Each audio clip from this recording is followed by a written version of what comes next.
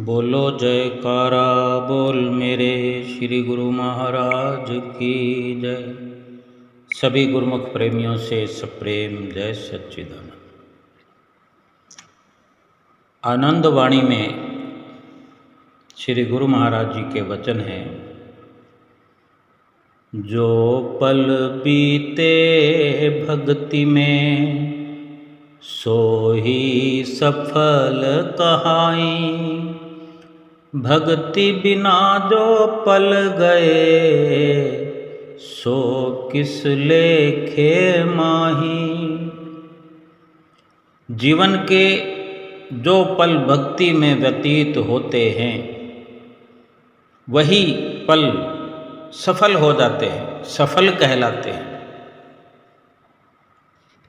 और इसके अलावा जो पल, जो घड़ियाँ, जो समय बिना भक्ति के चले जाते हैं वे किसी लेखे में नहीं आते। वो बेकार चले जाते हैं, खाली चले जाते हैं। जो समय चिंता में व्यतीत होता है, चाहे हम संसार भर का जो चिंतन करते हैं उसे चिंता कहा जा सकता है। संसार का चिंतन संसार को पाने के लिए ही तो करते हैं।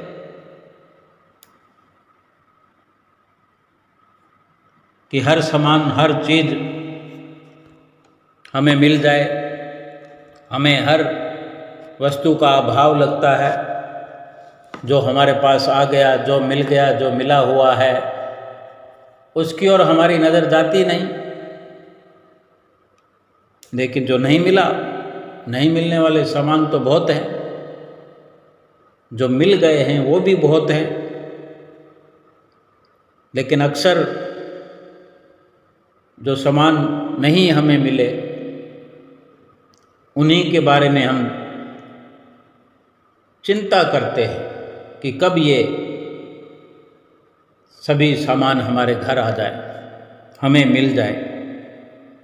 क्योंकि जो सुख भोगने की या सुखी होने की जो लालसा है वो कभी समाप्त नहीं होती। क्योंकि जो हमारी दौड़ धूप है, जो हमारा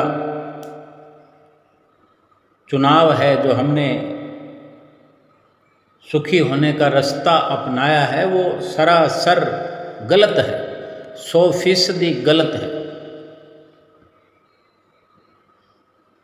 और कभी हम अपने अंजाम पर, अपनी मंजिल पर पहुंचते नहीं, सुखी होते नहीं और ये लालसा खत्म होती नहीं। महापुरुष फरमाते हैं, सुख है ही नहीं तो मिलेगा कहाँ से। अब पड़े रहें, हम चिंता करते रहें, चाहे उनको इकट्ठा करने की, या चिंतन करते रहें, माला जपते रहें चाहे। अब नाशवान पदार्थों का, नाशवान चीज़ों का, जो पूरा संसार ही नाशवान है, अब उस नाशवान का अगर चिंतन करेंगे, सुमरन करेंगे तो हाथ पल्ले क्या पड़ेगा। जिसका कोई अस्तित्व नहीं है उस पर विचार विमर्श करना भी बेकार है। उसके लिए कोई सलाह करने का भी फायदा नहीं है। किसी भी प्रकार से उसका चिंतन करें, उसका नाम जपते रहें, वो तो समय खराब करने वाली बात है और समय खराब होता चला जाए। हाँ, प्रभु के चिंतन में जो समय खर्च होता है, प्रभु का चिंतन ही तो भक्ति हासिल करवाता है। प्रभु को याद करना, प्रभु का नाम जपना, प्रभु के ख्यालों में खोए रहना, प्रभु की छवि में अपनी सुरती को लगा कर रखना, प्रभु की छवि को अपने मन मंदिर में बसा के रखना, ये चिंतन जो है भक्ति का खजाना हासिल करवाने वाला है। और तभी जो भी समय प्रभु के चिंतन में खर्च होता है वो एक प्रकार से हमारे इस प्रभु नाम के जप वाले, प्रभु की भक्ति वाले जो निष्काम कर्म होते हैं, ये हमारे कर्मों की तिजोरी में जमा हो रहे हैं। बिल्कुल निष्काम कर्म हैं, केवल प्रभु की प्राप्ति के, प्रभु से सच्चे प्रेम के निमित्त हमारे कर्म हैं। बिल्कुल निष्काम, कोई मांग नहीं, कुछ लालच नहीं, कोई लालसा नहीं।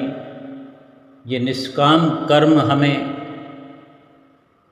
प्रभु के साथ मिला देते हैं। इनका कोई बही खाता आगे के लिए तैयार नहीं होता और पिछले बही खाते सब के सब भस्म हो जाते हैं प्रभु प्रेम की आग में, प्रभु प्रेम में और प्रभु के नाम स्मरण भजन अभ्यास में जलकर भस्म हो जाते हैं। महापुरुष तभी बार बार फरमाते हैं कि जोड़ सुमरण के मोती काम वही तेरे आएंगे, धन दौलत मान बढ़ाई ये सब यहीं धरे रह जाएंगे। और हमें कोई समझाए इसकी कब तक जरूरत पड़ेगी हमें? क्या हमने आज तक इस बात को जाना नहीं कि भगवान के नाम के अलावा बाकी सब कुछ यहीं पड़ा रह जाता है और भगवान का सुमरन हीरे मोतियों जैसा लाभ करवाता है? फिर क्यों हम बार बार समझने का ही प्रयास करते रहते हैं, अमल नहीं करते? आज तक बहुत समझना समझाना हो गया, लेकिन अब भी हम अमल नहीं करेंगे तो फिर समय तो हाथ से निकला जा रहा है। इतना समय निकल गया है तो थोड़ा और निकल जाएगा। अब कोई ज़्यादा समय थोड़ी है, ज़्यादा समय तो सब निकल गया। अब थोड़ा ही समय हमारे हाथ में है। थोड़े का मतलब ये नहीं है कि 2-4 दिन है या 2-4 साल है। थोड़े का मतलब थोड़ा,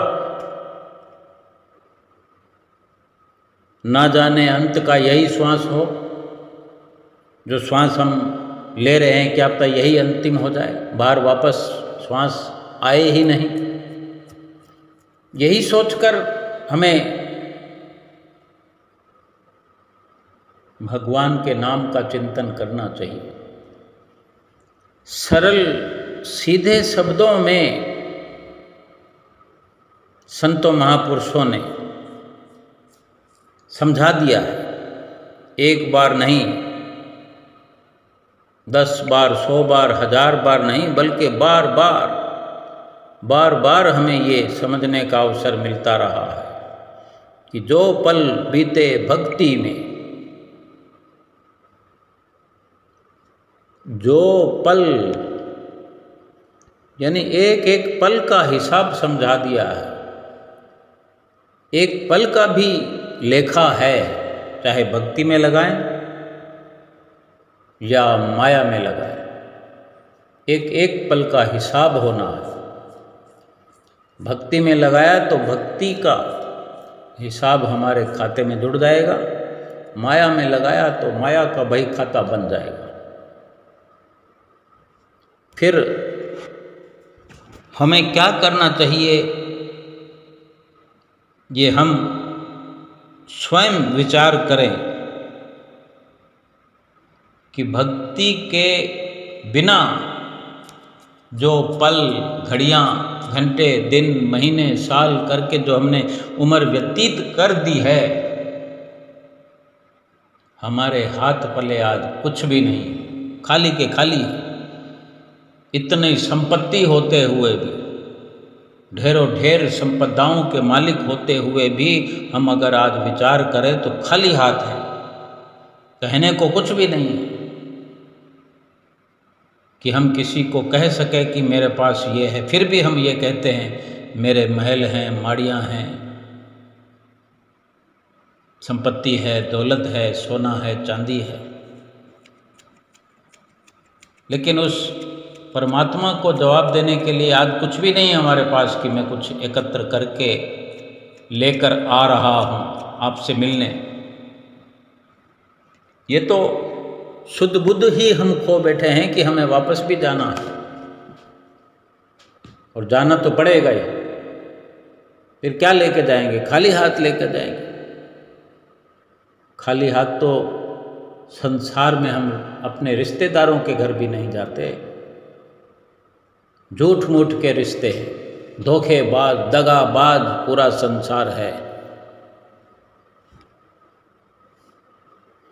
हम भी अगर प्रभु नाम में नहीं लगे हुए हैं तो आम संसारियों में अगर हमारी गिनती आती है तो हम भी धोखेबाज ही हैं।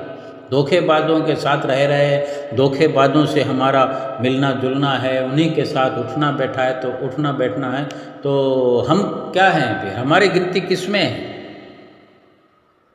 हम कोई गलती से उनके साथ कभी चले जाएं तो बात दूसरी है, लेकिन हम रोज़मर्रा की उनके साथ संगत करते हैं, उन्हीं से रिश्ते कायम किए हैं, भगवान को भूले हैं उन्हीं के कारण। उन संसारियों से, आम दुनिया से, दुनिया के सामानों से रिश्ता अगर बनाया है और प्रभु का नाम भुला करके अगर उन्हीं से प्रीत लगाए बैठे हैं तो फिर हम भी उन्हीं के साथ मिल गए।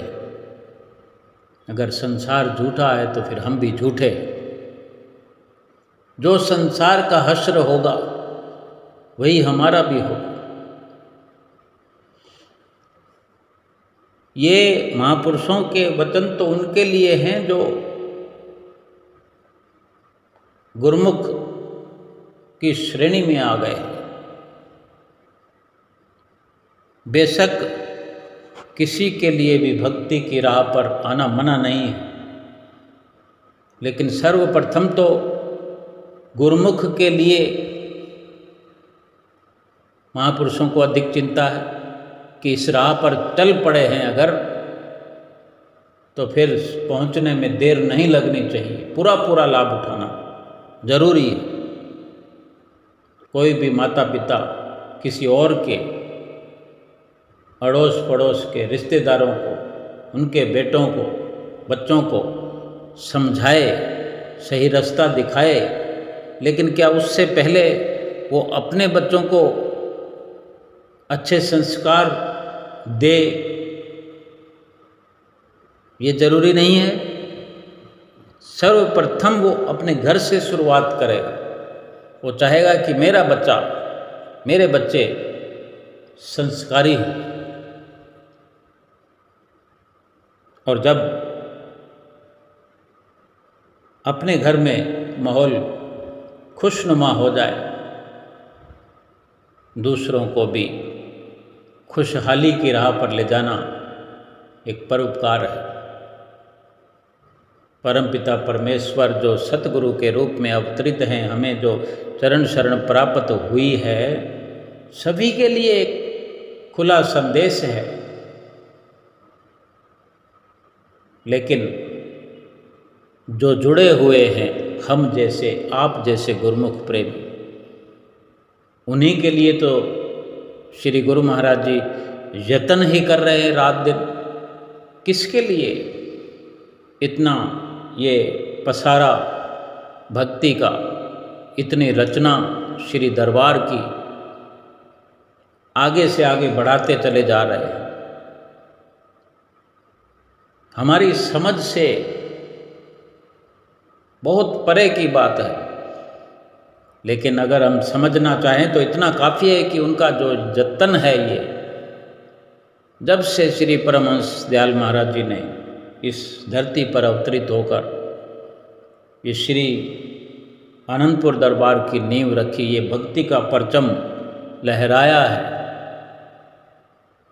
तब से आगे ये रचना बढ़ती चली जा रही है। आज हम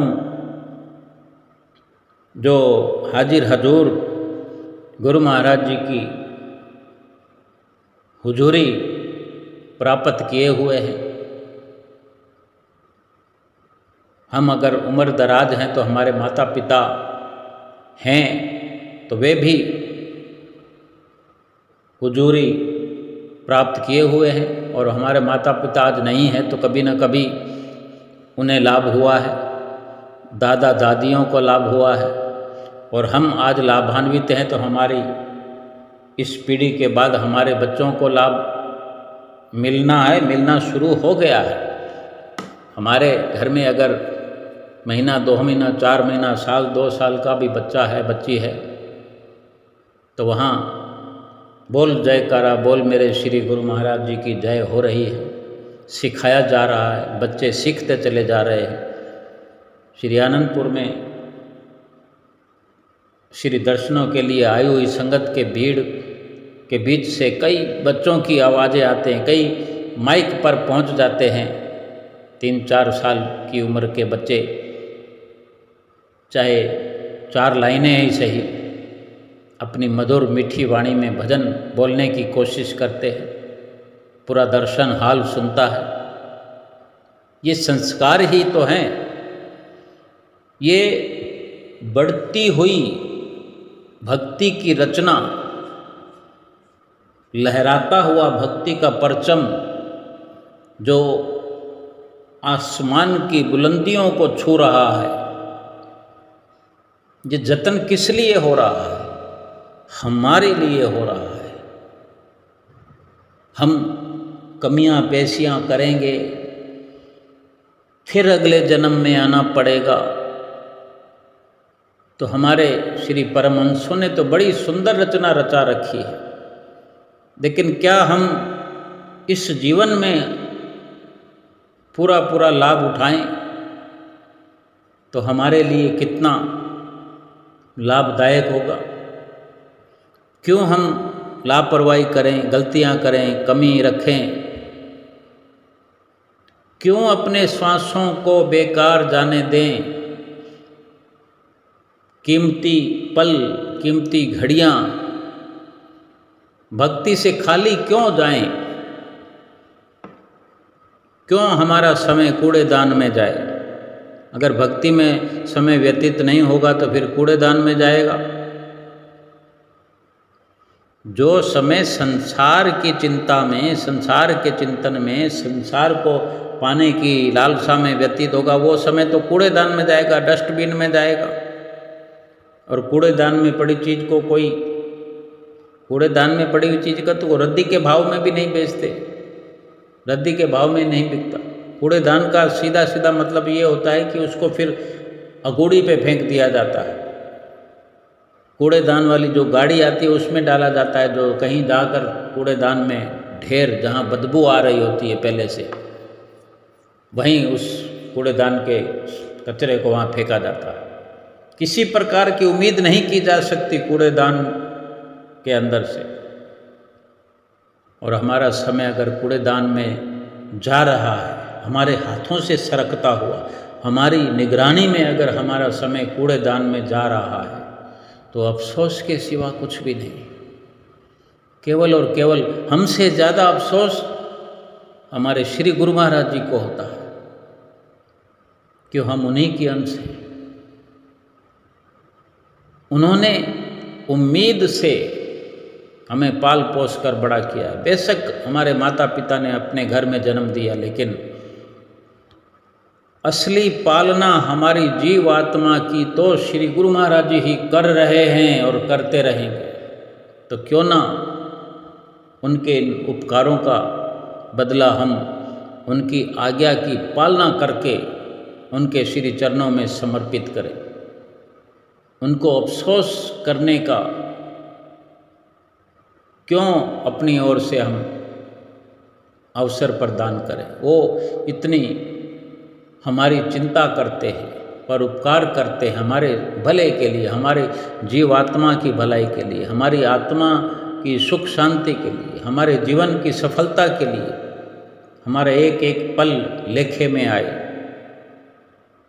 और हम अपने ही हाथों से, अपनी आँखों से देखते हुए अपना अनमोल समय हम कूड़ेदान में और डस्टबिन में डाल रहे हैं।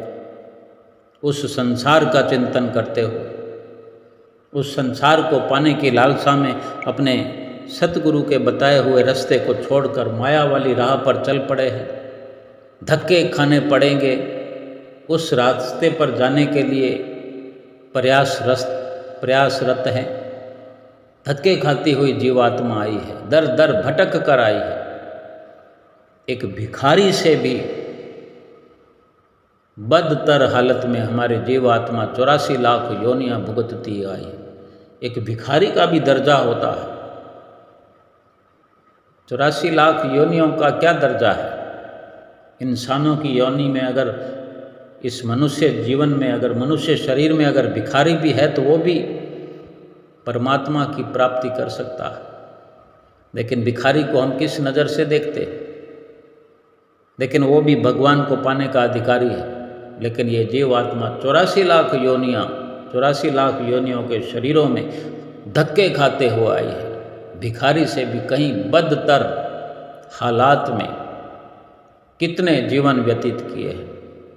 फिर एक और अवसर, बेशक मनुष्य बनकर भी अगर हमें आना पड़े भक्ति के लिए, तो ऐसा अवसर भी हम पाने की क्यों चेष्टा करें? इतनी लापरवाही भी क्यों करें कि फिर अगले जन्म में हम कर लेंगे? इस जन्म में क्या मुश्किल है? अगर इस जन्म में हम नहीं समझे तो फिर अगले जन्म में फिर हम समझ पाएंगे। क्या ये मुमकिन हो सकता है? क्या हम अपने आप पे आज यकीन नहीं कर सकते तो फिर अगले जन्म में फिर हम ही होंगे। इससे ज़्यादा सर्वश्रेष्ठ होने का हम दावा कैसे कर सकते हैं कि अगले जन्म में हम निपुण होकर आएंगे? हाँ, अगर हम तेज तरार, तेज रफ्तार अपने होशो हवास में एक एक पल को पकड़ रहे हैं, एक एक पल को संजो रहे हैं, एक एक पल का लाभ उठा रहे हैं, फिर कहीं कोई कुदरती कमी, खामी, कोई आपदा, कोई पिछले जन्मों का बहुत बड़ा कोई पापों का जखीरा जो साफ होने से रह गया हो, नाश होने से वो कर्म रह गए हों, भक्ति हमारी कम रह गई हो, कोई लापरवाही हो गई हो, प्रयासरत रहते हुए भी, तो ये भूल चूक है और ये माफ़ी के काबिल है। और अगला जन्म मिले तो वो भी सफल ही होगा, क्योंकि जो कमी इस वक्त रह जाएगी वो कुदरती आपदा समझकर, कुदरती कमी और खामी रहते हुए। लेकिन हमारा जो कर्तव्य है, हम कर्तव्य परायण होकर अगर भजन भक्ति में लीन हैं तो अव्वल तो इस जन्म में ही पूरी की पूरी सफलता श्री गुरु महाराज जी की अगुवाई में, उनकी रहनुमाई में, उनके आशीर्वाद से, उनकी दया से, उनकी रहमत से सफलता ही सफलता है। फिर भी अगर चूक हो जाए, भूल हो जाए, तो श्री गुरु महाराज जी हमारे संग साथ हैं। अगला जन्म मिले और जन्म मिले, उनकी मौज है। लेकिन हम अपने कर्तव्य में परायण हों, जो श्री गुरु महाराज जी की आज्ञा है। कर्तव्य परायणता क्या है हमारा कर्तव्य क्या है? हमारा कर्तव्य केवल एक ही है कि हमारा एक पल भी भक्ति से खाली जाए ना। किसी पल को कूड़ेदान में नहीं डालना। बस इतनी समझ तो हर किसी को होती। क्या अपने घर में हम कूड़ेदान में कोई कीमती वस्तु डाल देते हैं क्या? कूड़ेदान में हम डस्टबिन में इकट्ठा करते रहते हैं, फिर भी उसको जब खाली करने का समय आता है तो कोशिश करते हैं कि एक बार उस पर नज़र डाल लें, निगाह मार लें कि कोई कीमती वस्तु इसमें ना डाल दी हो। और कई बार जो सजग होते हैं घर में, जो समझदार लोग होते हैं, वो अवश्य ही पैनी नज़र अपनी डाल लेते हैं कि कहीं बच्चों की गलती से ही डस्टबिन में कुछ डाल ना दिया गया हो। बड़ी अनहोनियाँ हो जाया करती हैं, लेकिन जहाँ पर समझदारियाँ होती हैं तो ये प्रयत्न अवश्य किया जाता है। और फिर हम सतगुरु के सेवक हैं और समय कितना अनमोल है, हमें पाठ पढ़ते हुए पूरा जन्म, पूरी आयु व्यतीत हो गई है। अब अधिक समय नहीं है कि और विचार किया जाए और सोचा जाए। पूरे का पूरा दाव खेल देना चाहिए भक्ति की राह में। भक्ति के लिए पूरा समय निश्चित कर देना चाहिए और लाभ की हमें चिंता नहीं रखनी चाहिए। जब हमें ये समझ में आ गया कि जो पल बीते भक्ति में, जब हमें ये समझा दिया है महापुरुषों ने कि जो पल बीते भक्ति में सो ही सफल कहाँ ही, भक्ति बिना जो पल गए सो किस लेखे माही।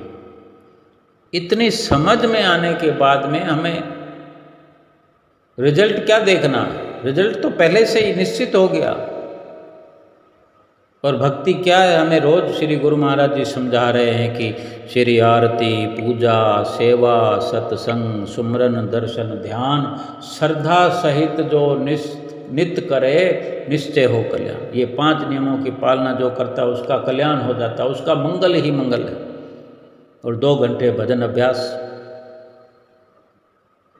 इसी में सारी भक्ति भरी हुई है। इसमें कोई सुख ऐसा नहीं है जो भजन सुमरन में नहीं है, 5 नियमों की पालना में नहीं। फिर दूसरा प्रयास हमें करने की जरूरत क्या है?